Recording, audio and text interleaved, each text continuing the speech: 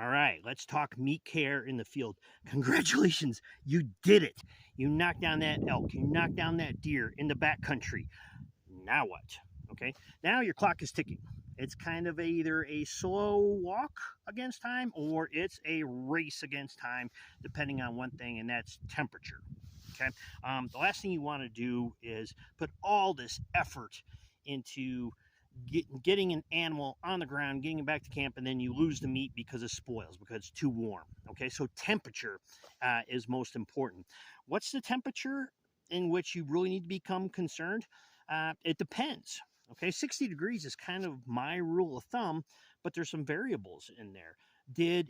Was it single digits last night? Was it in the teens to where it's frozen into a solid block? Okay, I could get away with a 60, even a 70-degree day if I keep it in the shade. And to get down only to 50 degrees at night, that really didn't do anything to help it keep it cool. If I've got a couple of days like that, it's a race against time. I got to get it out, get it to the truck, get it on a cooler. Okay, so you've got basically two options for getting it back to camp.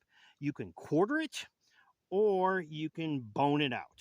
Okay, quartering, exactly like it sounds. You're chopping the animal up into 4 quarters.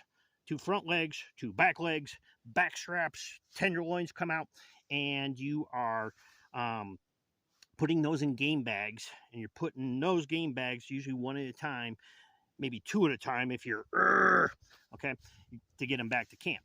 I can't do that. Okay, I'm not a very big guy. Plus, the terrain I hunt is usually, I wouldn't be able to do it.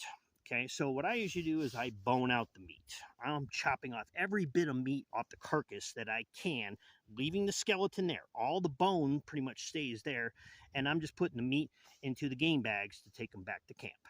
And with that, let's talk video number 2.